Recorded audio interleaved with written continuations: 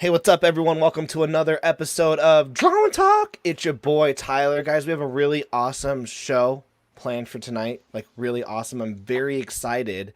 If you're here, remember to smash that like button, smash that subscribe button. And if you're in the comment section, just make sure to say hi. We want to see you guys. There's a lot of people streaming tonight, but we're still going to have a good time. And real quick, before we get in, I got to share this. I always do, but this is Chefs. Oh, frick. Let's enlarge it. Chefs, Culinary Heroes, Earth Force, coming soon, 2021. Food superheroes, food villains. This is my Marvel Cinematic Universe, and it's going to be a silly goose time. I love that you literally have a goose laughing over on the left right side there. And I got behind me silly goose time. Nice. Right up there. So this is going to be a silly goose time. This is going to be a fun comic. I'm really excited. But tonight we're here to talk about FATL. We're here to talk about FATL and your guys' road to 100,000. But this is your guys' first time on my channel. So welcome, Clint, and welcome, Charlie. Thanks. Great to be here. Yeah, we've streamed a couple times, but yeah, first time over here. So good to be here. Yeah, that's my bad. Because I think you've moved on to streaming once a week now. Oh no, you're streaming every night these days, Clint. Now it's like it's campaign mode, so it's like I have no personal life, like nothing else is going on. So you're on tour basically. It's exactly what it is. Yeah. Clint is like Charlie, you're always on there with Georgia. Well, I'm right here. I don't move. This is it. I don't go anywhere. I sit at this table, I draw, and then I turn and I talk to Clint. That's awesome. All right, let me get into the chat. We got Alan Ellsworth. How you doing, Alan? We got Ichthus. What is up? Total excellent. We got the Mutt Man, Kyle Easton, and we have Ali Navels. Thanks, guys. Remember to share out the stream. Let's get some people watching. Okay, so let me get back to StreamYard and show off. All right. I've got a lot of questions for Clint. I got a lot of questions for Charlie. Let's talk. Let's just get into this. Like I've said before on this channel, it's a very selfish channel. I mostly bring on guests to pick their brains so I can become a better creator. But maybe you guys can learn something as well. But let's talk about FATL. $63,595. Not too shabby, you guys. We're nipping at the $64,000 question, which is the strangest number that anyone on Earth has ever picked. The $64,000 question. What kind of number is that? Why would anyone start that game show? I guess we'll find out when we hit the number. Maybe something happens, you know? Yeah, it's gonna stop. Like maybe what if it stops? What if you plateau at 64,000? Every minute of the campaign, that's like my deepest fear. That keeps me up at night. Dude, you're in the crowdfunding campaign. You're just like, okay, for day one, I've got $50. Like you just barely launched it. $50 is in there. What if it just stays at $50 the whole time? It's all the way up. It's like this relentless sort of fear hanging over your shoulder. So I don't know. We'll just keep promoting it. This is your most successful campaign. I've got your other two right here that I want to talk about. But before we talk about FATL, you guys did an art contest. And then I watched that stream and I was like, yes, Clint's liking it. Yes, Charlie's liking it. And then Pete came on and was like, you should pick those other two. And I was like, Pete! Was that one yours? That one is super this one was mine. But those other Very two cool. were freaking awesome. It was so hard. That was so fun though. I totally want to do that again on future campaigns because it got people involved. You know what I mean? But it was so hard because we got such cool entries. Even some of the more silly ones, they were just so entertaining and fun that it was great. It was probably cool to see a bunch of people draw your guys' creation in the various ways that they did. I mean, I had fun. I mean, let me tell you, I was on the campaign page the whole time I was drawing and kind of trying to figure out what this person's suit looked like. It might change to suit his needs from time to time. I am not a stickler. It's gonna be very whatever he needs at the moment might be on his wrist. Sort of when you watch The Simpsons and Homer says, "What time is it?"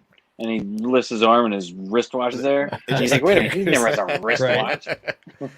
I've got Peter coming on my show on October 1st, so I'm gonna be like, hey Peter, I got beef with you. You took something from me. And he's gonna be like, I don't even know you. Thanos reference. He's taken so much from so many, that Peter. He's a force of nature. He's a tsunami that sweeps through your village. Peter All right, the Destroyer. And leaves give us the Petra pitch. Nemkova on top of a palm tree. Yeah. So the pitch, FATL is about an intergalactic exterminator. He goes from planet to planet to solve your alien infestation problems. But he gets a distress call at a particularly vulnerable time for him. He's deep in debt. He needs the money, and he gets it from this planet called Fandral, which is just full of rich people that think he is the scum of the earth, basically. They're entitled, they're selfish, and they are lazy. So he goes to this planet, decides to take the job, and he soon finds out that it's not going to be as easy as he had thought it would be. He uncovers a massive infestation. You can see some of the beasts that he's dealing with, but the questions are, how did they get there? Why are there so many of them? And why doesn't anybody on this planet seem to care? So he's got to enlist the help of some very attractive locals, and they're going to go through and kind of solve the problems and hopefully get off this planet alive. That's dope. Got Muttman saying, I follow a lot of artists, but I had no knowledge of Snogans before FATL. It's like he came out of nowhere to take over comics. Yeah. There's a lot of talent out there, but Charlie Clint and I walked into a bar and Pete Cimenti was there.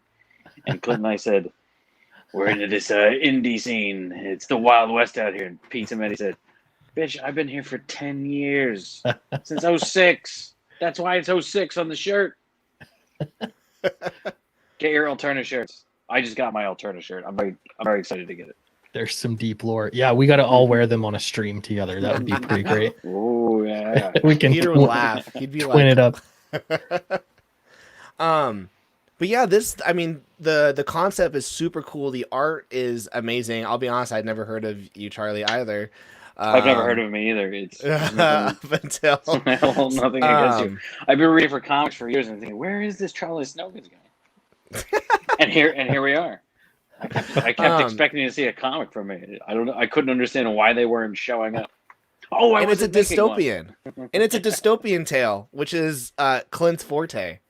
Yeah, you could say that for sure. I don't intentionally. So to me, I was like, well, let's do a sci-fi. But the fun part about a sci-fi is you go to new planets that have a different kind of system set up, you know? And so for me, that's something that you can really play with. And I don't know, it's fun. So yeah, I'll own it. I've written a lot of dystopias, and I'll probably write several more. Yeah, and I wouldn't even say dystopia, because these people are, I mean, if you see on other pages, they're living the high life. They're living the high life, yeah. It's kind of utopia. Yeah, little Aldous Huxley, Brave New World. Everything's fine. Why would you mess with it? Right? Everything's all right. I feel it. I got Zachary in here saying, this is one of those plots that makes you kick yourself. That sounds amazing. Why didn't I think of that? Oh, thanks. That's the best compliment. I love to hear that. It's really interesting.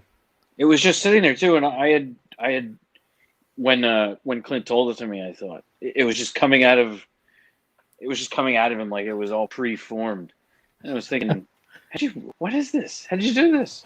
Because I just showed him a couple sketches, and it was as though he was waiting for me to show it to him, because I was waiting for him to tell it to me. It was one of those things like, so I kind of forget the series of events, but we had chatted just a little bit, but I know at some point Charlie, I think, emailed me and said, hey, let's I've got this idea. Do you think we could do this book? And so to me, I was like, oh, here's an opportunity. So I've got to knock this out of the park. Like let's my best possible pitch. He's got some character designs and some, action pages. What would I do with this? And so I had to bring my A game. So I'm glad that it worked. And I think it's a fun story. So. And then we bumped into each other, and I said, you got your peanut butter on my chocolate. And he said, "You got your chocolate in my peanut butter." That's a great analogy. You know, one thing that you hear a lot when people are making comics is you hear like there's always that debate of like, you know, who does more work, the writer or the artist, and there's always like this fight of, you know, well, I'm a writer and I have to freaking pay these artists, and then like, well, the writer's like, well, shouldn't I get paid for my stories? And then I'll get some of those messages and they're like, I hate artists, I hate writers, and I'm like, well, I mean, you have to find the right person. They're like, well, we would never do anything like this, and I went, oh, I would. I actually on Thursday we're releasing a free comic book on this channel that I've spent the last 2 weeks drawing. I hit up the writer and I said, hey man, I have a story. I want you to write it and then I will draw it and then we will release it for free. And that's what I want to do. And, people want to collaborate. People want to make good comics. And I think right here, I'm looking at this image and I just go, this is just a perfect marriage of good story, good art, and a good team working together. Because you can see a lot of, sometimes you read these Indiegogo updates or Kickstarter and they're like, yeah, like my creative team's like, they're sucking butt, and you're like, oh, like they're struggling. How is the communication between like you guys coming up with the idea, writing it, and then drawing it? How have you guys been able to handle that? So from my perspective, I use this analogy a lot, but to me it's perfect. And it reminds me of being in a garage band in high school. So it started out with very much conversations. I think we first did a Skype call or Google Hangouts or something like that, and kind of got the ball rolling. But then it was just, you know, over the course of phone calls, we'd kind of talk about what we wanted out of the story, what would be cool, and it was really just riffing off of each other. And then, you know, then you bring it to emails where you sort of hammer it out a little bit more, and we came out with the plot. You know, so we've got that sequence of events, but this story is not written in full script. This is very much Marvel method. Oh, wow. So we're working from that outline. Charlie's working from that and putting in the action, and then I'm going back and adding dialogue. How's that been? 'Cause I actually just did a video on my channel saying that I normally like have a full script and then I draw from that, but for this new comic, I'm going Marvel method. How has that been for you, Clint? Like, did you do Marvel method for Downcast or did you do full script?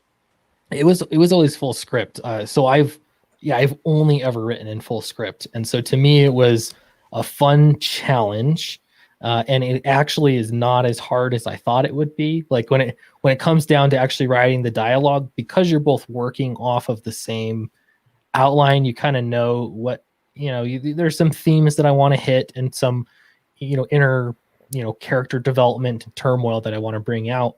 But Charlie's a great storyteller, and so when he goes through with, you know, his pages and he's going through a scene, the emotions there, like if you scroll, I think it's scrolling down, some of the interaction between, oh, there you go, up right there, sorry, up this 2-page spread, you've got the great interaction between Moxie and Kit. They have the perfect expressions, and so it actually makes my job a little bit easier because the acting is so well on these panels, that, you know, I'm just sort of, what I want to do is highlight and bring out those, you know, their character that's already there. So it's been really, really fun. I suspect it could be different depending on the creative team, you know, with how it works. But again, Charlie's a great storyteller with his art, so it makes my job much easier. So yeah, good job, Charlie. Kudos. Thank you, sir. Thank you. Yeah, I'll set him up. You knock him down, or vice versa. And it was Dan Fraga used a nice term that I had never heard,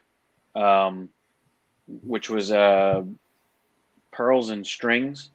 So a lot of time we're laying, here's a pearl, here's a little action scene that we want to get to, or here's a little interaction, a little dialogue thing that we want to do. And I'll almost draw 2 pages that are far away from each other, and Clint's gonna bridge them together. And we have the outline, but I mean, I'm drawing a page right now that it was among the initial things I showed Clint, and then he told me the plot, and we still have this we still had this page that was way out here with action, and here was the initial action, and Clint strung the whole thing, and I go, all right, that's what it was. That's and then awesome. I went back and dropped the action scenes, because then the string that he told me about informed all these other action scenes that I didn't have, and it really makes a real complete picture. It was Dan Fraga says that nice pearls and strings. Yeah. And Oh, Tyler, I just want to say one thing. If you, I don't know, do you write or are you just doing the art? For this comic, it's funny, I have yet to crowdfund a comic that I have drawn. So for this one, I am writing and drawing this one. Okay. Yeah. So from a writing perspective, that's sort of how, like, it's the work from going from plot to story is basically connecting dots. Essentially, you have your major points that you're going to have happen, and then that's sort of the work that a writer does. And so, yeah, it's like, for me, it's like, okay, we're starting with a plot, and that's sort of how I thought of it. Like, here are some major plot points, which are basically action portions that Charlie's drawn or would like to draw. And it's like, perfect. Then we can use those settings and make them sort of part of the plot. And so it really worked pretty well. I mean, it just sort of, I just plopped it into my already used writing process as far as plotting. Yeah, it's interesting because if you've heard the story of Scott Snyder and Greg Capullo, when they Scott Snyder is has a very tight script, and Greg Capullo is worked the Marvel way. And when Scott sent Greg the first script, Greg was like, "I'm not doing this." Yeah. And Scott's like, "What are you talking about? I'm the writer. You're gonna do it." He goes, "No. Like, I don't work this way." And he goes, "No, I'm Scott Snyder." He goes, "Yeah, well, I'm Greg Capullo, and I've been doing this longer than you, so shut up." And it's fun to listen to those early podcasts with them because they're talking about how they struggled the very first 5 issues of Batman until finally Scott's like, "Okay, fine. The next 3 pages is a fight scene. Good luck, Greg." And Greg killed of course. Yeah, of course. Yeah. Was it hard though, Clint, to do the Marvel method when you were used to doing scripts? I had to drag him to shallower waters. He was making novels and deep thinking, and I'm just thinking, I'm not that smart. Let's just keep it dummy. I'm a dummy. And I don't. To me, I think sort of going into comics, that's sort of the plan. I guess I have an unofficial bucket list of things that I want to do as a writer in comics. And some of those, most of those are doing different kinds of stories. And so for me, doing something Marvel method was one of those things that I feel like I've always wanted to do. I mean, you hear so many great stories that were done that way. And so I don't know, it's like I want to try it, but obviously it's one of those things that you need an artist who's into it. A lot of sort of like work for hire situations, artists are more like, you tell me exactly what you want, or this page doesn't have any detail on it. Well, you didn't tell me. You have to spell out exactly what you want. And so for this being something that Charlie's really into doing, it makes it it just gives me more material to sort of riff off of, just with the world building that's there, and with so to me it's been really fun and not challenging. I would say for writers out there that want to try it, go for it. It is really a fun process and a different way to approach writing. So for sure. Now the initial guys, that I always look at the initial book, just like the tier 1 basic jump in point, is $25 for a wraparound cover. And the book, I mean, that is, let's see, the cover, this is the cover of the book. I've only heard good things about API printing. That's who you use. I think I might try out a new one for this book though. Okay. But I know that you're gonna pick a good one though. Yeah, no, in the plot. Yeah, API does a fantastic job, and I would recommend API. They have, full disclosure, the only problem I have is they're not great with communication. You kind of have to.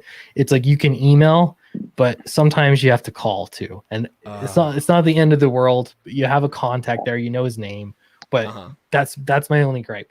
The reason, so what I'm doing is I talked to a printer, I got a quote from a printer, a local one here, and I just want to physically bring my books from API there and say, this is what I'm used to. I want exactly this, but I want it to be printed here, so I don't have to get it, shipped to me freight wise. That's hilarious because I'm doing that this week because I work for a book publisher and I'm like, man, why do I have to go through these middle parties? I know all the printers around Utah. I'm gonna give them the book and go, can you replicate this? Yeah. And what's the price? Because sometimes you're paying like $500-600 just on the shipping. Yeah. And like I will drive over there. I'll do 5 different stops. I don't care. Yeah, exactly. That's something like, it doesn't add to the value of the book. It's just to move books. So I can do that. I've got a van, I'll go drive over there, and if I'll take a few trips if I need to, no big deal. But exactly. We'll have to talk after this. I'd love to know the printers. But guys, this is such a great price. Like $25. I mean, the art is freaking stunning. The writing is great. I mean, I like that you guys have letters on the first couple pages to give people the feel. Yeah, and that part of it, we want you to see what it looks like. It's funny because comic pages don't really feel like a comic until the lettering's there. Once the lettering's there, it's like, okay, here we are, and it's a different thing. And so we gave this page to Eric. I wrote dialogue and tried to make this page tell a full story, on the one page.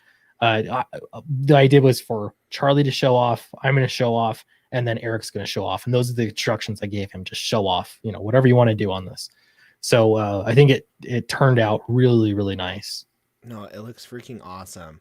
So guys, I'm putting the link in the chat. It's also in the description down below. Now, what's cool about this project is that this is your biggest project so far. You have 1,228 backers. You're going to get more. Your initial goal was 8,000, but then I know that you're kind of like, but we want to hit 50,000, but also we really want to hit 100,000. I think that's important for people to understand with creators. Yeah. In crowdfunding is like people say, how come your goal is, $1,000 or $2,000? Well, that's just to get 100% funded. What I really want is a bigger number, which yours is now. It's 100K. Yeah, well, so we put the campaign together with 100K in mind, only because that's huge. That, to me, that says if I can do a campaign that makes $100,000, then I have a route to do this full time. Basically, that's Gotcha. what it boils down to. We could make a book for maybe 200 people for $8,000. But Charlie, that would be a huge risk for Charlie. First off, we would be getting paid peanuts to do it, and I'd get paid nothing. It would just be to get the book out. But every single one of these things, I look at it as sort of a business venture, and you take some risks, and hopefully you've done your groundwork ahead of time. I'm very confident in the book. And so we figured it would do well. And, this is my third time around. So I think, we're familiar with how the game goes, but, let's talk about that. Cause I have this in when we, at the book publisher, anytime someone asks us, hey, can I do a sequel to my book? We always go, like really scary, but ultimately it could either be a really big payoff or, it just doesn't work out for us. And I found with Demons Volume 1, I was like brand new, just started a YouTube channel, and I was like, hey guys, I have a book, did $1,000. And then the next one I did $2,000. And so I thought, okay, Volume 3 is going to, rise, and actually went lower. And now I was like, okay, clearly I guess Volume 2 didn't hit, and not as many people wanted to come back to Volume 3. And it kind of scared me with the whole idea of doing a series. So I was looking at Downcast, which I remember a lot of people talking about this campaign when it came out, because everyone's like, Clint did it, first one. And people like John Mayer were like, Clint's an example of how it's supposed to be done. You have a YouTube channel. I never being like, okay, we're trying, man. But 31,924 backers, not too shabby. But then with this, you had more money, but you had less backers. Could you explain like Sure. Like that trajectory? And then I have a follow-up question after that. Yeah, so a couple things are happening here. One is the average backer dollar amount. Downcast 1 was a $15 book, and so that's your basic, book is what you're getting. It's $15. I also sold a lot. I sold like 97, I think, digital copies on this one, and I charged I think $15 for digital copies, and so it was like the same amount. So Downcast 2. And the reason I did that is because I didn't want to undercut the book, because that's like those are where the expenses are, and we're here ultimately to make this book. So so on Downcast 2 I also had digital, but I sold like 4 or 5 copies as opposed to digital. Yeah, I think the $20 was a bridge too far. 15 people could justify for digital, but 20, and I just priced it the same. So the book here, it was a bigger book, 88 pages in total, and I charged $20 for it. And so therefore the average backer dollar amount was higher overall. So when you look at that, that sort of explains. We had fewer backers, not a lot fewer, but some fewer backers. Yeah, it was only like 100 fewer backers. 800 backers is great. I think it ended up being like 50 or so, because we have 80. I can't remember. But yeah, it was really that 60. much. Yeah, yeah, something like that. But and I didn't know what to expect. That one was nerve-wracking. Man, every time I launch a campaign, it's nerve-wracking. But in particular, like this one, because like you say, it's the number 2, and so you start to think, are people, was the first one trash? And you know what I mean? And you get reviews from all sorts, people that love it, people that hate it, and you just don't know where the audience rests. I even sent out a survey to backers to see what they thought. I remember you doing that. I heard it, and I was like, I want to ask, like, was that a good idea? I still don't know. It's what it did was it gave me some confidence that I have got a great customer base. I've got great readership. They're really supportive. They gave me feedback on specifics that they wanted improvements on, which was great. So I took those into consideration and tried to make. I'm going to solve all these problems people had with the first book, which I think were minor for the most part, and just show that I'm raising the bar and we're improving. So that was the goal, but it was still scary. And you think comics usually, and books in general, you get a drop off from 1 to 2. On Indiegogo, crowdfunding, you'll often hear people say, "Oh, you always go up in crowdfunding." I don't know that that's really true. Yeah, I mean, you have like Graveyard Shift, which keeps rising. Yeah, and I'm so curious how long that's gonna go, because I think they're gonna do a 4th one now, and I'm just so curious how much longer. Like when does the dipping point start? I don't know. If I think of like Lady Death, that I was gonna say Greg no, it's Brian Pulido. Yeah, Brian Pulido's Lady Death. I've never read any of them, but I assume that they're not direct sequels. They're sort of just more stories in that universe. Yeah, they're all number 1s. Yeah, but there is a reading order. Okay. But you don't have to. My friend Larry buys every single one. He's like, each one's a set story that you could just pick up and read. But if you want to get the whole lore, there is a reading order that they give. Gotcha. Because it's always like Lady Death number 1, Lady Death something number 1. I was like, gosh, is there ever gonna be there? Yeah, and that's what I'm trying to figure out, is because there is a bit of it kind of discourages people from getting in because it's the second one. Yeah.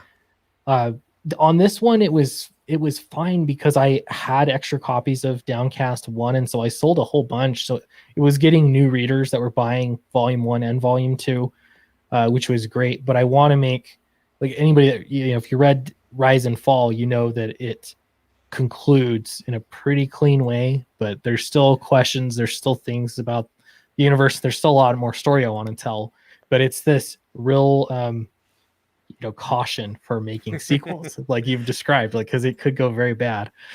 So the next one I want to do, and I'm going to really push it, is this is an entry point. It's a new story. It's going to start It's not, you obviously it'll still exist in the same world. Everything's canon, but this will be a great place if you haven't read anything and you just want to get into it.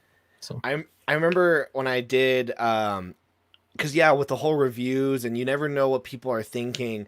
I remember going into work one day and I went onto YouTube and someone was like did a video and it was like we're going to talk about this political thing and then this entertaining thing and then Demons Volume 2 Leviathan. I was like, wait, that's what my comic book's called. Why is it lumped in with these other things? So I clicked on the video and I like watched, like learned about like all like Justin Timberlake and then about Honey Boo Boo and then all of a sudden they're like, now to our comic book review section, and they trashed it. yeah. And it was the meanest review I've ever heard. And I was like, oh man, like that really hurt my feelings. But it was only one review. And then when I launched the third one and it didn't do very well, I was like, okay, I'm out. I think I'm out. Yeah. I think I'm out. And then luckily I had a where is it? It's right here. I had Entity, the campaign I just did. This is the proof copy, guys. Don't worry. All the pages are completely out of order. I was not happy about that. It's a good thing you got a proof. Yeah, exactly. And luckily that campaign I did a very short 20-day campaign, and then I was like, I'm gonna do 20 days, crowdfund the book, and then I'm out. And then luckily I had people like Shay, where it was like, Tyler, just keep it up, like don't be depressed, like just because you did a longer series and people fell off doesn't mean that you can't keep making books. So with Fatal, is this like a one shot? Like what is your guys' plans going forward? Is this going to be a series? What's up? So initially going into it, I would say the same kind of idea with Downcast, where you want to see how the campaign. That's the nice thing about doing a campaign first. Mm-hmm. Kind of want to see how it goes. In all reality, the story is bigger than this one book, and so Gotcha. we want to do more story. So a lot of that, again, like it's a risk. It's a lot of time and effort, especially for Charlie. And so, we want to get it as high as we can, but I would love to do an ongoing series with this. It would be so perfect for it because you got other planets you can go to. You've got, there's all sorts of cool stuff you could do with it. So, Charlie, now how many issues of Fatal do you think you can draw before you're like, okay, new thing to draw? You can think of me like Mick Jagger. I will be 78 performing Satisfaction to anybody who will be in the room to listen, really. I mean, he does it to stadiums, right? And remember when he had the heart attack and he came back and then he was practicing in the mirror and everyone said, he practices those dance moves? That's what he practices that? Yeah, he practices that. Well, that's good though. That's good that you feel that you can draw this. I'll keep going, and I'll be 80, 90, 110, and I just was watching Dune because Kelsey made a video, so I watched Dune. If you get me the spice, I'll just keep going. Give me the spice, I'll just keep living, I'll just keep drawing, and 2 issues, 3, 10, 703, whatever you want us to do, we'll do it. That's awesome. It's action. It's action. We'll put him in space. He'll land on any planet you could imagine. He will, he'll mingle with the natives. In this case, the 2 chicks behind him, they're the natives. Any monsters you can think of. Well, yeah, I mean, you could sci-fi. get really you can fun. build out a huge world and do so much. So, okay, follow-up question to you guys. So the goal is to hit 100,000. I mean, 100,000 just goes to show that if you're able to replicate that over and over, you could, do this as a full-time gig, which, let's be honest, that's the dream, to really do stuff like this. I don't think a lot of people really understand that. I was in a group and everyone was complaining about like, oh, like the crowdfunded comics, like they're just too much, blah blah. And why do I have to buy this and pay those prices? I'm like, well, here's the thing. We don't have the resources that these mainstream people do where they're like, oh, it cost me 30 cents to print this book. It's like, yeah, well, it costs us a little more than that. And we have to do all of our own marketing and time. So yeah, you are paying a kind of like a more exclusive price. to it. But and then someone was like, "Hey, everyone, shut up! You do realize that some of these people would actually like to do this as a full-time gig?" And I was like, "Yeah, that's so true." That so I discovered I won't go into it too much, but there's some I discovered another hater I have. I don't know why. I try to be nice, but there's a guy who made these big long videos, like 30 minutes long. I watched some of it. It was on Wow. like D Live or something. But he was going through why, if I could get an alternative deal, why would I charge $15 and then $20 for books when they're going to be $2, you know? Hmm. And first off, they're broken up. It's not It's one the for single one. issues Single issues, in yeah, newsprint. in newsprint. The second thing is that the production cost of making the book it's expensive. It's very expensive, and you're doing it yourself. And so, and the alternative deal would not have happened for me if I couldn't do it. You know what I mean? I'd be working for free. Hmm. And so, what to me, like what the deal is that I want to get to where I'm releasing trade paperbacks that are complete, and you've got tons of story, and that way the prices are comparable to what you're going to get for a trade paperback on Amazon. You know, but the difference is also that you're getting like premium print quality, and I really tried to lean into that with using API and really thick paper and nice stuff.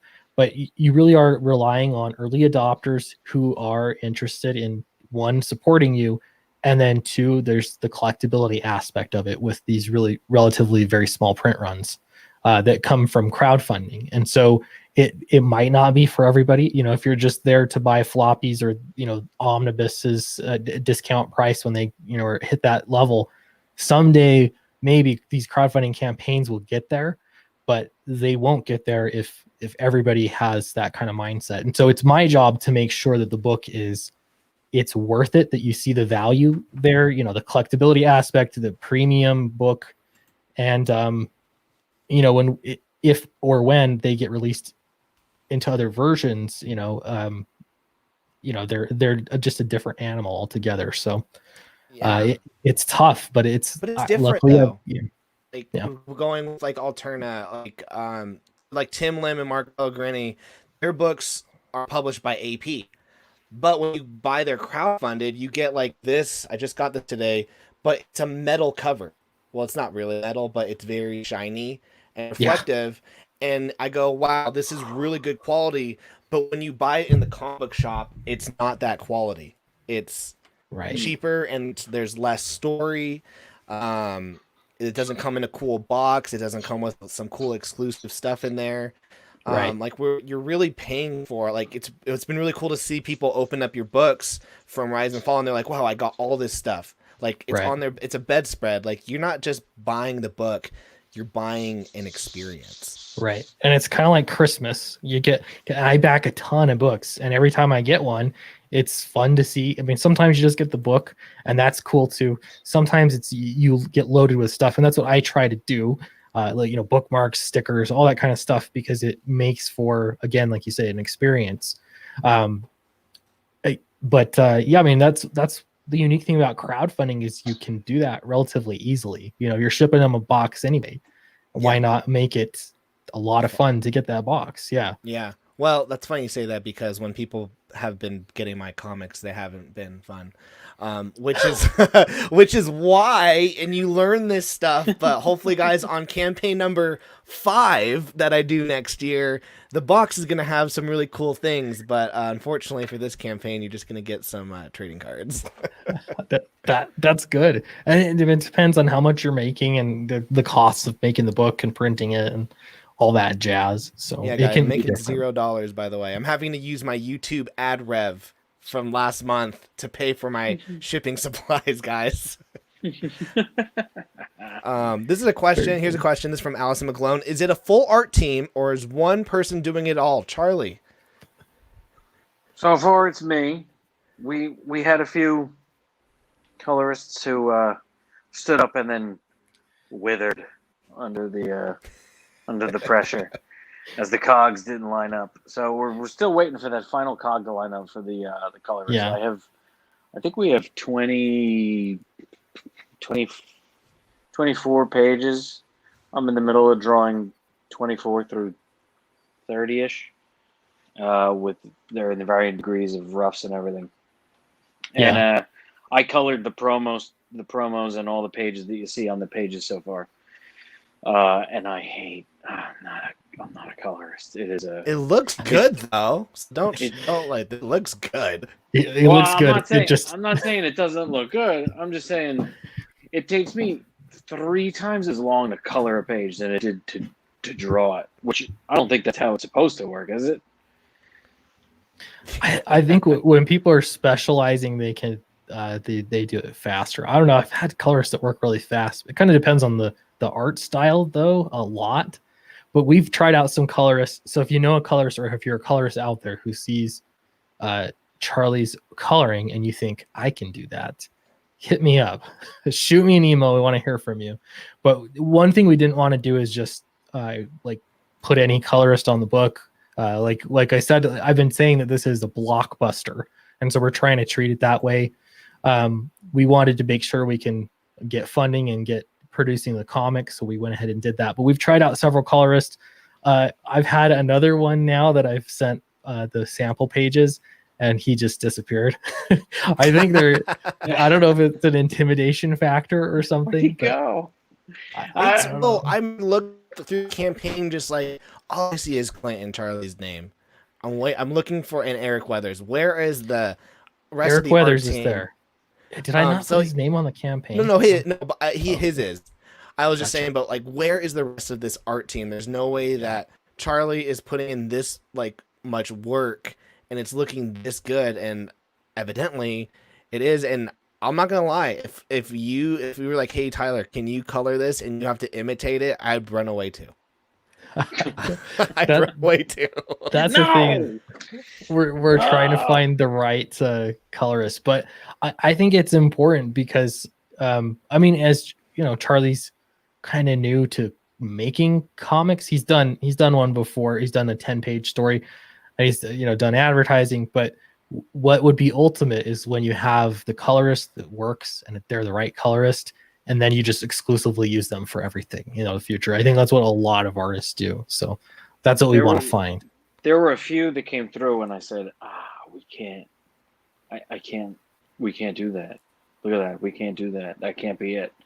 And after rejecting maybe two like that, I was starting to think, am I some sort of weird prima donna, terrible psychopath who's throwing perfectly good colorists by the wayside? And then Clint was saying, Kelsey was saying the same stuff, and you talked to Antonio, and he and Kanan were dealing with looking for the right person to lay the colors down. So I mean, we're looking to make the best product we can, and if somebody comes in with their sample and the sample's a little iffy, then man, that should be best foot forward. So yeah, that's how I'm always looking at it. And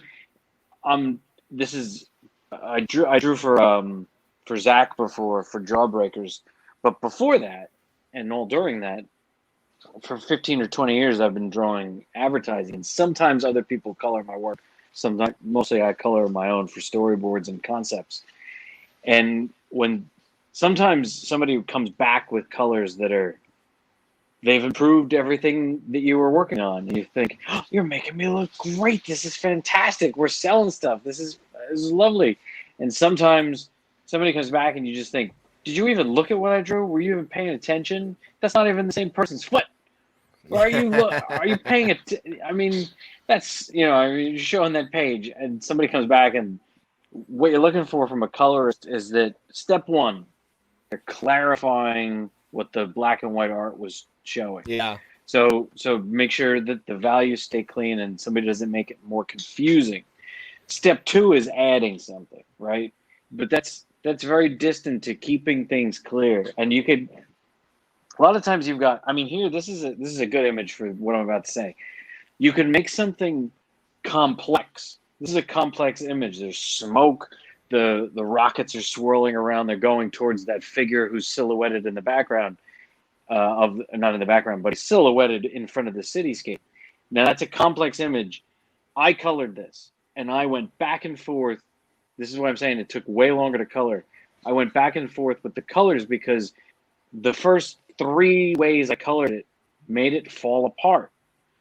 So it's a complex image, but it's not complicated because it's still simple, right? So you want to reduce a complicated event to something that's clear to the viewer, even if it's still complex. Does that make sense? Oh yeah, for sure. I mean, we have Dan Alvera and Alan Ellsworth here who are colorists, and they're like, I can do this. And Dan Alvera is like, I'm a colorist. Show me the art.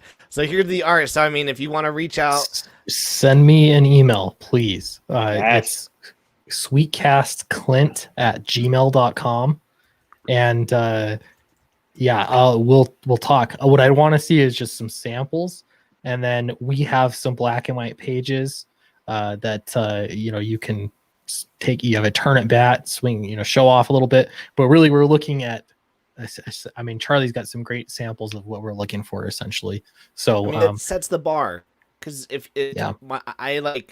I'm part of those those groups on Facebook where it's like looking for an artist who can do this, and they'll show like their examples, and I hate it when I see in the comments like I can do it, and I just want to go like you're like the complete opposite of what this person just asked for, and they're Right. and they're like, well, I can do it. I go, no, you can't. I'm looking at every one of your sample pages. You clearly cannot do what the person you is asking. haven't demonstrated that. And then what happens? What's been happening is that I send colorists the pages here. We've tried out several of them too. I send them the pages and I never hear back from them. I'll email them back. Hey, what about those pages? Like, and I'm paying you to do the page, like the sample page, even. It's like Your money's not green enough, apparently. I guess. I honestly, I don't. I think people are saying they can do it when they really can't. That's my guess. It's I'm not gonna lie. Like this, it's such a painterly. It has a painterly feel to it. Like it just looks so good. It's just so intimidating. It's so intimidating. I've had a hard time trying to describe it. I was talking to Kelsey Shannon once, and I was like, colorists, professionals. I mean, hook me up with some people that'll work with me. And so he's like, well, what are you looking for? It's like, well, I don't know how to, partially because I'm not a colorist. So it's just hard because I can't name off, we'll cut and grad method. You know what I mean? There's a bit of that, but there's more, it's not straight up painterly. So to me, like someone was saying, well, it's kind of like 1960s illustration. And I like that. That's a lifestyle illustration right there. She's chilling. She's lounging. Yeah. Yeah. She's while Moxie's looking out the window. That's Moxie back there in the red pants and the black jacket. And she's looking up in the sky at that explosion saying, I want to be part of that world. Right? She wants the action and the excitement. Sing it, baby. But if any colorist who's watching this now or is watching it later, SWEETCASTclint@gmail.com. Got $20 here from Calvary Collective. Hey, thanks. Says no questions, just some Furk Mafia love. Great stream. As if we could ever expect anything else from the Tyler Carpenter. Oh, thanks, man. I'm just having a silly goose time. I'm learning a lot from these guys. I enjoy picking their brain because I look at like what you've done with your YouTube channel. You are at this. I don't know how you are at this so often, Clint. Like, I know. I have one kid and a wife who's like, you don't spend enough time with me, and I'm like, gosh, I don't know how is Clint posting. Like, I would love to post a video a day, and you're doing like 2 videos a day and live streaming. And you're not divorced. Yeah, it's on this past weekend. Actually, my wife was like, "You need to like spend some time be a father." So okay, so I spent some quality time, and I was just with the kids. Too bad. I was helping a bloody nose, but yeah, man, it's. I'm hoping for the payoff. When I got into this and I was really doing it, I knew that it was gonna. Just a massive time commitment, and you need the YouTube channel. If there's another way to do it, I'm sure that's great. I don't know of another way to do it. You have to have a YouTube channel. And so, yeah, to me, it's like, I know I have to do this. It's something I really want to do. I've been at it for 2 years now. Some of those months have been better than others. It's not always a daily video. Lately it has been though, because we're in campaign mode, and then live streams on top of that. And, it can be a lot. So I wish I could say I got some balance advice, but that's definitely something I struggle with. So it helps that I work from home right now for my day job. So I'm always around, and I try and I'm eating meals with the family and that kind of stuff. But it is very time consuming. I was working from home last week, and I have my screen right here, but I have my drawing tablet right here, and anytime there was a Zoom call and I was like, do I need to have my video on? And they're like, no. And I was like, sweet, turn my video off. And I'm like, okay, I'm going to draw right now. Right. And then, sometimes it would be a little longer, and as long as I got my projects done. And I still was like, my wife's like, hey, didn't you draw during work? Like, you can't hang out with me. I'm like, I still have stuff. Like, you always feel like there's more to do. And it's like you said, you're hoping for that payoff. Yeah. And the payoff it comes in increments. It's not like, oh, I want to make $1 million, and that's when I know I've arrived. Kind of thing. Are we at the relaxed portion where we're wearing hats? Or wearing hats?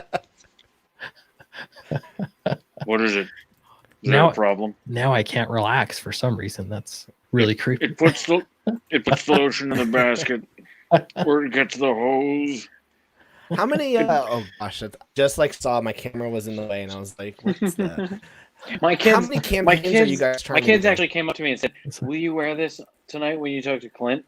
And I thought to myself, "I don't know if Clint really wants to see that." Put a SWEETCAST logo on it. That's right. and then add a tier. But how many campaigns are you? So like right here on my whiteboard, I have the goal to do at least 1 or 2 campaigns a year, and if I can, maybe throw in a third. But that's really me drawing a page a day and saying, don't worry, Grayson, my baby, I will in 5 to 10 years, when I drop you off in my Lamborghini, you're gonna say it was all worth it that you missed 10 years of my life.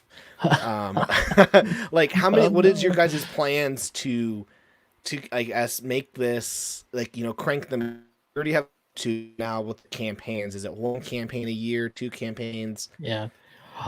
So to me, the ideal, if I could write everything exactly how I want it to be, I would do 2 campaigns a year. The only time I would do a third is if it was like, hey, I need to do a reprint of something, like something that's already finished, a short campaign, and then just hurry and get it turned around real quick. But I would do 2 times a year, and I would do from right now, I would do FATL and Downcast, and on those campaigns, make them a bit more of an event. So like, a lot of people are asking me to do a Dracula book. I can't turn it down, because if readers want you to do something, then you do it. so I'm going to do a Dracula, but to me, it's like, I don't want to do a whole campaign on Dracula. So what I want to do is have, for instance, Downcast, and then I've got the backup story. A lot of people are doing Ash Cans or something, but it would just be, here's your one-shot comic of Dracula, so you can get both the same campaign. It's, that way they ship together, so it's not a shipping issue. You get more bang for your buck kind of deal, and sort of make it a bit more of an event, and then get, FATL. So we're doing the same thing there, where it's a big event, happens twice a year, and everybody knows, if it's going to be May and October, whatever those months are going to be, everybody knows, like clockwork, those same months every year. I don't know if that's enough to like have a full-time, do it full-time. I don't know. Yeah. So I would tell them very flexible to figure out how to make that work. But that would be ideal, I think, for me. Because then I'm not campaigning all the time either. I've got time to do the creative stuff too in between. Yeah. I mean, it also depends on like how fast, you, Charlie, can put out a book, make it like the quality that it is. I mean, this is absolute gorgeous quality. Guys, I put the link in the chat. Go check it out. I had some people in the Facebook group already say they're backing it tonight. So Oh, thank you. I won't call out any names, but I know the people who did tonight. Get us to 64. Come on, 64. And then see if it just plateaus. I'm always shocked at, I've been talking to a lot of different creators and just seeing, how do you guys do this? And you guys were the final creators in my list. I had 4. You guys are the final creators I wanted to talk to about just like your schedule. I mean, I talked with Brian Ball. He does rags. Oh, and yeah. he's like, yeah, our platform is Patreon. And he sat down with me for an hour and he showed me how to do it. And I was like, oh, I just don't know if I can sit down and pump out a book every 2 months. Like, I already have a full-time job now. I'm definitely not seeing my child grow up. So I was like, the Patreon's not going to work. And then I talked with like Tim Lim and Mark Pellegrini, and they're putting out like a new crowdfund every like 3 months. And I was like, oh my gosh, like he draws so fast. These aren't even 20-page books or 50, 60-page books. Okay, I don't know if I can do that either. And I talked to one other creator, and I'm like, okay, I got to ask Clint, because I know he's going for this full time with Charlie. How are they gonna do it? And yeah, I'm kind of like, I like the whole. In May, everyone knows we're doing this, and in October, people know we're doing this. You set aside your dollars, and that would be nice. I don't know 100% if that's, you know, we're still trying to figure it out, right? But I will tell you, with like Downcast, for instance. I'm selling books right now, and those kind of numbers don't get really seen or celebrated so much. But I've got another batch of books I need to ship out because people are buying them. And so if you're finding ways to make money in the in-betweens, like, and you've got more books under your belt, I can see it. I can sort of see a pathway of where, how you can make that work. But again, like all of this it's in theory right now. If I knew, if I do 4 crowdfunders a year, I can do this full time, I will do 4 crowdfunders a year, and I'll happily do it. How many is Zach doing? Your boy Zach doing right now? He's 4 doing once. Yeah. He told me he's doing it. He wants to do at least 6 a year. I sent him an email. I was like, wow, that is a lot. So he's really leaning into the publishing side. Think about it. That's not that. That's only 2 more than you in your plan. Right. It's I mean, it's not a lot. It would be a lot for me to work a full-time job and do that, I think. But doing it full time, again, like then you're freed up. You can do it, So I think, people are buying the books too, and I know he's got I don't know if it's true, if it's 2,000 or what. I mentioned that in my video today, but he's figured out a metric for success and how he wants to do it. I've got enough stories. Like, again, if I could do 6 crowdfunders a year and do it full time, I'm going to do 6 crowdfunders a year. Exactly. That's exactly what I'm going to do. So yeah, I don't really know what that, what it looks like, what the magic number is, but I don't know. Really probably as many as you can do while keeping the quality. And he does this full time. Right. He can put out that many, and each of those campaigns, when he takes his cut, it builds to his yearly salary. That makes it right for him. Don't forget, he's got the lawsuit too. There's that too. That costs money, but it's not. There's a percentage of the thing that I worry about is over. I don't know how you'd say it, like just being overbearing to customers and readers. Do you know what I mean? Like, yes. It's like how many. He's not making the same amount on Jawbreakers as he is on these other books, the Ballad of No, the Stars one. I forget the name of that, the title of that one. It's smaller and for Stars. Impossible Stars. That's it. It's Iron Sights. Iron Sights actually does very well, I think, for him. So they're not all the same, and so I think if like FATL is, flagship book and it's making the most, how much can you expect to make on Dracula? You know what I mean? Or on whatever. I've got all sorts of ideas, but how much could I expect to make on those because it's unlikely that you're always going to be making 100,000, 200,000, whatever they're making. So that's all a factor for sure. But what I would think though is if you're doing the same title like Brian Polito's doing, you can kind of focus in more, and you've got people that are already sold on the universe.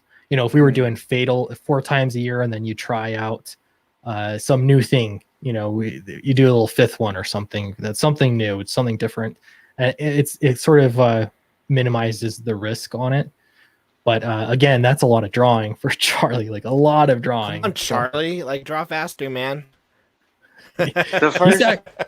He's actually pretty fast. The first 20 pages, I gotta say, they were a slog of, because after years of drawing advertising and that kind of stuff, you're just drawing people in rooms, and it's always someone standing in a room and they say, "New and improved Coca-Cola pipes. I smoke out of this, and I felt bad before I did, and then after I smoked, I felt better. And then my impetigo went away, all my gas went away, and I got that date that I wanted. And then I got laid." That's all advertising. That's all of advertising. Get laid. Now, when you're doing that, it's always people in regular clothes. So it's, a guy in a t-shirt. Seldomly does he have a bow tie. Unless you're doing Nation of Islam ads. Hi. Oh, God. When I joined the Nation of Islam, I didn't have my things together. Then I did, and now I'm eating clean. And when I have a bow tie and everything, and when I eat soup, it's always bow tie pasta. I mean, that's... Yeah. Those people in every one of those commercials, they're brushing their teeth, they're drinking their soda. They're just wearing clothes. When we're doing this, it turns into, what does the city look like? What does the building look like? What is that girl in purple? That's Kit. The girl in red and black, that's Moxie. What are they wearing? I went through so many iterations of how space suity are we going?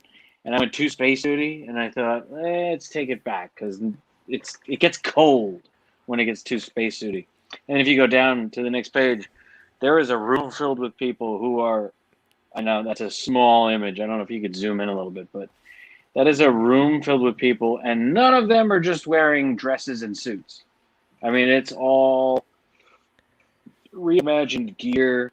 And like with someone like this, I'm the worst at character design because I'm lazy. And when I think about this, I go, great. Now every time I draw this, I have to add this jacket. And oh, great, I've got to remember that she's got this slit. And oh, great, I've got to remember that on her belt, there's these notches. I mean, when I was doing these character designs for chefs, I'm like, I try to keep them basic, but then I'm like, okay, I should maybe try to differentiate. I'm like, great, I'm going to put him all in armor. And once I was finished drawing that, I was like, great, I don't want him to be in the book very much because that means I have to draw his armor. So I basically made the black guy a not a recurring character. Joking, he's a main character. But, the more intricate you get, the more you're like, great. Like, I see this, how you have the notches and go, great. Like, if you were to be like, hey, Tyler, you're the new artist for Fatal, I'd be like, okay, is there any way I can simplify this belt? Because there's a notch within a notch, and then like I can see the screws. She wants you to see every screw, but she might switch belts. Her collar and the harness will stay on her. His suit will keep changing because his gear is all interchanged. See those boxes, and he's in the cockpit there of his ship. That's a cockpit. It's not a flight deck. It's a cockpit. Yeah, and then you have to, like, I look at this and I go, why would Charlie do this to himself? He could have just done one big button, and you're like, that's it. And then instead, now if exactly, it doesn't fly. Or even when I was drawing this, I was like, great, he has to draw this circle thing every time. Land. Fly, land. Yeah, well, but this is the love of the work. This is I enjoy it, and I don't at the same time, because you're asking what's the goal. The goal is to not have to do anything. The goal is to go to the beach and get a suntan, and make a sandcastle with your kids. But at the same time, when you do stuff, you want it to be interesting to yourself and to other people to see it. And that Spider-Man, that whole suit is covered in webs. And every time I Ditko would not want to draw that. or Buscema drew it, or Todd or Jay Scott, they drew every web that originated in the middle of his dumb face. And that's the job. Make it a world that's interesting and fun. So here's our fellow. He's tooling around in the low orbit of this planet, and if there's panel 1, there's the planets that's far out. Then his ship, Clint named it the Gull. He's kind of coming into the atmosphere, and then panel 3, if you zoom into that, that's up above. He's sort of got his moon roof, and if you see there is Flynn. He is sitting in the cockpit. It's called the cockpit. It's not a flight deck, everybody. It's a cockpit. And he's looking back at his robot pal. And his robot pal Eldridge. Thanks, Justin. Also named by Clint. Yeah, thank you, Justin. Back behind that guy, the whole corridor is just filled with buttons. It's just buttons and screens. And can I swear? Yeah, sure, go for it. Okay, do you want to aim for G? There's just shit wall to wall that this motherfucker has to deal with in his life because he's tooling around the galaxy in this rickety van of a spaceship. And there's just, when things get out of control, I'm looking around the room I'm in, and I was putting stuff in. There's too many lights. There's too much paperwork. There's too many books. That's the kind of, he's roaming the galaxy and he's just trying to make his business work. And if you see him, he's sitting there with all those boxes of things, and he's got his feet up. His boots are dirty because he's been working hard. This is his brief moment to chill before he's got to go in and deal with all this nonsense. Oh, work, it's nonsense. And he's got a lot of buttons to deal with, and he's got a lot of wires because, that's what you do when you're in your rickety van and your robot pal is trying to get you to get your shit together. And this is definitely one of the best looking books right now on Indiegogo. Like hands down. Like you can't say it isn't. It's one of the best looking comics in general right now. I think I seriously, like I'd put it up. I have said this before, I'll say it again. Charlie's my favorite artist working in comics. It makes me very, very lucky to be working with him, but I can't think of there's some mainstream comic pros that I love their work, but I look at this like I defy you. Yeah, you know what I mean? To put this up against anything. It's cool because you look at this and I go, Charlie's really enjoying drawing. You guys are clearly loving this story, and you read those early Batman, Scott Snyder, Capullo comics, and you go, okay, Capullo is really loving it. I've been like looking at some of the art that Capullo's been doing for Dark Knight's Metal, and I'm like, it looks like he bored. gave up. He's like, I'm bored. He's like, I'm only with Scott now because I'm gonna make a ton of money, but it's gone downhill. Yeah, Capullo's one of my favorites. I mean, I don't know if you could see. I love Capullo. If you could, is it because you're bald and have a goatee? That's it. That's why we hatched out of the same shell from Shazbot. Wait, where does Mork? Oh, Orc. We both came from Orc. We came out of the shells, and we're bald with beards, and we like to draw dynamic guys. I'm glad though that someone else has noticed that he's really just he's putting in, I don't want to say the bare minimum because it still looks good, but he doesn't look like he's having fun anymore. He's like, oh, I've got to draw Batman with a spiky trench coat. What am I doing right now? I didn't know about one of the things that actually got me hard back into comics was Jim Lee and Greg Capullo's interviews on Kevin Smith's show. Kevin Smith's Batman on Batman. But before it was called Fatman on Batman. Wait, was it called Fatman on Batman? It might have just been Kevin Smith in comics or something. Maybe it was Fatman. And I saw these interviews and thought, wait, there's an interview with Jim Lee? I would love to hear that. And I listened to that, and they were both talking about the New 52, and I thought, I don't know what that means. And I thought, I stopped reading Spawn when Greg Capullo hit. And so when I heard this interview, I thought, all right, I'll go look at this New 52, and thought the Court of Owls, all that stuff was phenomenal. and read and read and read. And then metal showed up, and I thought, I don't know what this is, but all right. I read one thing and thought, what happened? This was all so good. And then that metal stuff hit, and I thought, I can't. It looks as though Greg Capullo is trying to make me not interested. Yeah, that's the last Scott Snyder Capullo run I ever read was Dark Knight's Metal. I was like, I read the first issue. I was like, oh, that's really interesting. As an interesting concept. By the end, I was like, I don't know what happened. It was a terrible story. I think Capullo was bored. He didn't even draw the last three pages of the book of Metal. They got Kel Jan. I think Greg was like, I'm done. Like, leave me alone. And then they're like, well, we're gonna do a sequel, and you're gonna make a ton of money. So he's like, yeah, I'll do it. But it shows passion. I mean, Justin Dunn, this art and Mercia Image art bleeds passion and makes you go, yeah, I need that. The artwork looks amazing. I really enjoyed getting a chance to draw this last week. Oh, yeah. Oh, is that the Canadian? Was that just the Canadian? Yeah. That fantastic job. I want to know if you finished that piece too, Kima. I want to see it finished. It looked so Email good. him, SweetCast Clint. Yeah, or you posted on Twitter or something. Yeah. Yeah, sorry, I didn't see it anywhere. If you want to post it at some time, I'd love to see it. If I'll follow you on one of the Twitters or the tweets. I'll look up where you found it. All right, well, guys, we're over the hour mark, but I've been having a good time. But guys, let's finish this off. Tell us about Fatal. Why do we need to back Fatal?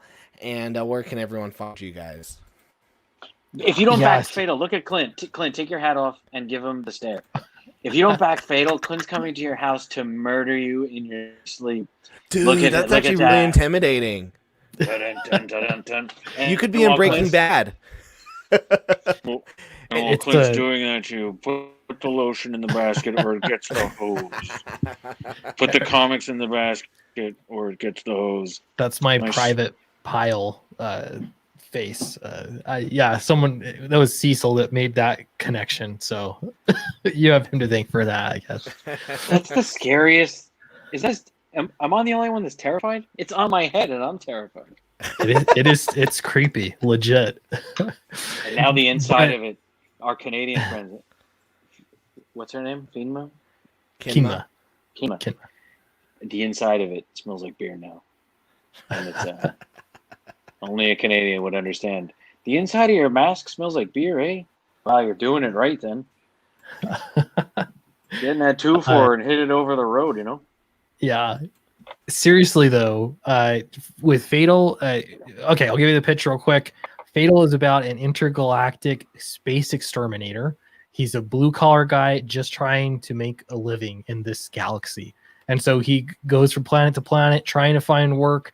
It can be tough, alien planets experiencing alien invasions often don't have a lot of money. In this case, he gets a call to go to a planet that is wealthy, and for some reason, they just don't seem to care. They seem to be willingly accepting this invasion. And so he's got to uncover what's going on and meet some of the locals for some help. This campaign is important because the book, first off, is excellent, but this is also going to sort of put a flag in the ground and sort of stake our claim as creators. And so we're trying to make a big splash with this book. And the goal is to make many more books. So this one's huge because it'll help us get there. So if you can support it, it's a great idea to do it tonight so you don't forget. We really appreciate you and your support to help us make this happen. Yeah, and let's get it, guys, to 64,000. I want to see if it's going to plateau at that. I hope it doesn't. I hope that number is just a random number that Charlie pulled out today and that it goes up forever. You always got to have the next one, 60. We're so close to 64,000, and then tomorrow we're so close to 65. Exactly. Everyone is exciting. And it's my boss came up to me and it was like, "Hey, crowdfunding's huge right now. You know about it?" I'm like, I'm so insulted right now, but yes, I know about it. And he's like, "Is there some way that we can do it?" And I was like, "I don't know. We'll figure it out." But no, seriously, this is such a huge campaign. It's awesome. you're not only supporting an awesome book, you're supporting two awesome creators. Go check it out. Where can people find you too? So on YouTube, on my channel SWEETCAST, you can follow my videos there, or you can follow me on Twitter. I'm at CastSweet, just to make it backward and confusing. Yeah, then Charlie's easy to find. It's just my name, Charlie Snogans. Just type it in. You can find me. I'm everywhere you want to be. I'm the American Express card of easy to find people. Just CHARLIE. What? Normally it's there. It's not. Is it there? I don't know. Oh yeah. Or just go to this. Go to this page and Clint will demand your undying souls and your firstborn children. He has a lot of demands. Oh, there we go. I didn't even know I could do that till just now. There you go. I've always wondered why at the beginning, before you go in, it says like, "This is your display name," and I'm like, I never see it though.